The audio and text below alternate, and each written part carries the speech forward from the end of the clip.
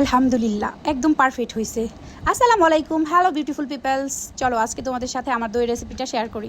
প্রথমে আমি চিনি দিয়ে ক্যারামেলটা বানাই নিছি। ক্যারামেলটা যখন একটু একটু মানে লাল হয়ে যাবে তখনই গ্যাসটা অফ করে দিতে হবে। যদি পাতলা হাঁড়িতে বানাও সেই গরমেই ক্যারামেলটা পুরো পারফেক্ট হয়ে যাবে। ক্যারামেল বানায় এই যে ক্যারামেলের উপরে আমি দুধটা ঢাইলা দিতেছি। যদি ক্যারামেল বেশি লাল করে ফেলো তাহলে কিন্তু একটু তাপে পুড়ে যাবে, গ্যাস অফ করে দিলেও আস্তে আস্তে পুড়ে যাবে। সেই ক্ষেত্রে নিজের বুঝতে হবে, একটু লাল হলে গ্যাসটা অফ করে দিয়ে পাতিলাটা এদিক সেদিক ঘুরাইলে একদম পারফেক্ট হবে।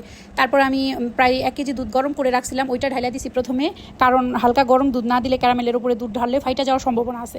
তো আমি 1 কেজি একদম গরম দুধ দিয়েছি, তারপরে 2 কেজি দিয়েছি নর্মাল দুধ, নর্মাল টেম্পারেচারে ছিল। তারপরে আমি 1 কেজির মতো পানি দিয়েছি, মোট 4 কেজি হয়েছে এখানে। তো সেই অনুযায়ী আমি চিনি দিয়ে দিছি, মিষ্টিটা আপনার স্বাদ অনুযায়ী দিতে হবে। তারপর আমি বড় 2 কাপের মতো নিডু দিয়ে দিছি, একদম বড় 2 কাপ হবে। এখন এটাকে আমি অনবরত লাড়তে থাকবো এভাবে, যখন প্রায় 30-40 মিনিট জাল হবে, যেই পানিটুকু দিয়েছিলাম সবটুকু কমে যাবে। তারপরে এটাকে আমি গ্যাস অফ করে দিয়ে এভাবে লাইরা লাইরা ঠান্ডা করে নিব। চলো আমার পাগলামি তোমাদের দেখাই। তো আমি দুধ জাল করার মাঝখানেই দুধটা জাল করে হালকা ঠান্ডা করে এই যে বাজারে চলে আসছি। তোমরা যারা দই বানাও তারা অবশ্যই পাতিলাটা আগে নিয়ে রাখবা। আমি আসলে এরকম হুটহাট কাজই করি, কোনো প্ল্যানিং ছিল না দই বানানোর।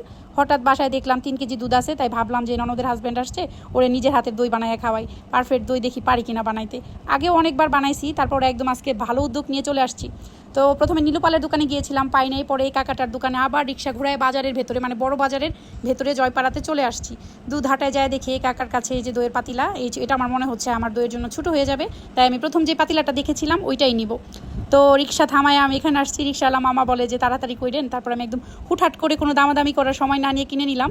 তো 40 টাকা নিয়েছে পাতিলাটা, আমার রিক্সা ভাড়া গেছে 80 টাকা। দেখো কে কে আসো আমার মতো এমন হুটহাট কাজ করো। তারপরে এই যে পাতিলাটা নিচে বসাইছিলাম, রিক্সাওয়ালা মামা বললো এটা ভেঙে যাবে, এটা হাতে নেন। তারপরে হাতে নিয়ে ওনাকে বললাম একটা মিষ্টির দোকানের সামনে থামান। পরে উনি বললো যে একটা দইয়ের বিছন দেন, রিক্সাওয়ালাকে বললাম। পরে যে এই ছেলেটাকে দেখে আমার ভালো লাগছে, একে তো সে মানে প্রতিবন্ধী কিন্তু সে কাজ করে খাচ্ছে। পরে আমি বাসায় চলে আসছি, বাসায় চলে আইসা এই যে এভাবে পাতিলাটা সুন্দর করে কাপড় দিয়ে মুছছি 2-3 বার। এরপরে যে বিছনটা কিছু অংশ নিয়ে আমি এভাবে পুরো পাতিলাটায় লাগাই দিব, আর বাদ বাকি এই যে আমি দইয়ের উপরে মানে দুধের উপরে দিয়ে দিলাম। দুধের উপরে দিয়ে আমি এভাবে একটু লাইড়া দিব, অনেক বেশি লাড়ার দরকার নাই, এভাবে হালকা আলতো হাতে লাইড়া মিক্স করে দিতে হবে। আমার মাকে আমি দই বানানো দেখতাম ছোটোবেলা, তো আজকে সেই কথাটা মনে পড়তেছে। আমার মায়ের সেই হাত এখন আর কাজ করে না, প্যারালাইজ হয়ে গেছে। খুব মনে পড়ে, মা যা যা রান্না করতো না তা তা করতে গেলে আমার খুব মনে পড়ে মায়ের কথা। এই তো তারপর আমি আবার এভাবে সেট করে নিছি পাতিলাটা, একটা প্লেট দিয়ে প্লেটের উপরে পাতিলাটা বসায়, তারপর আমি পুরো হাঁড়ির যে বিছনটা আবারও ঘুরায় লাগায় দুধ 30% গরম অবস্থায় ঢালতে হবে অবশ্যই, আর 70% ঠান্ডা করে নিতে হবে। আর একটু উপরে থেকে আস্তে আস্তে নিচে থেকে শুরু করে উপর পর্যন্ত উঠে দইটা ঢালতে হবে, যেন এই ফেনাটা তৈরি হয়। ফেনা তৈরি হইলেই একদম ক্রিমি হবে। উপরে যখন ওই যে দেখো না দই পাতলে একটা ফুটকো ফুটকো কেমন ক্রিমি লাগে, ওই ক্রিমিটা হবে, এইভাবে ঢালতে হবে সেই জন্য। তো এই যে এইভাবে আমি প্রথমে প্লেটটা দিয়ে সেট করে এখন এই কম্বলটা দিয়ে ঢাকিয়ে দিব। সানজিদার কম্বল নিছি, সানজিদা ভিডিও দেখে অজ্ঞান না হইলেই হয়, তোমার জামার জন্য দই বানাইতেছি তো তাই তোমার কম্বলের ছোঁয়া।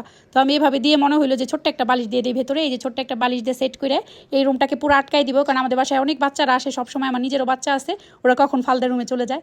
তো সেই বিকেলে বসাইছি দই, তারপরের দিন সকালে এই যে চলে আসলাম তোমাদের সামনে। আল্লাহ আমার দইটা যেন একদম পারফেক্ট হয়, ননদের হাজব্যান্ডের জন্য বসাইছি, আমার মান সম্মান রাইখেন আল্লাহ। আমি এই সময়টাতে সব থেকে দই পাতলে মানে ভয় পাই, বুকের ভেতরে ধুকুর ধুকুর করে। বিসমিল্লাহ, মাশাল্লাহ, শুকুর আলহামদুলিল্লাহ, একদম পারফেক্ট হয়েছে। এখানে কালারটা যে যদিও মানে সাদা সাদা লাগতেছে কিন্তু একদম লাল হয়েছে। মাশাল্লাহ, শুকুর আলহামদুলিল্লাহ। যদি কারো এই সহজ রেসিপিটা ভালো লাগে অবশ্যই বানাই নিবা বাসায়।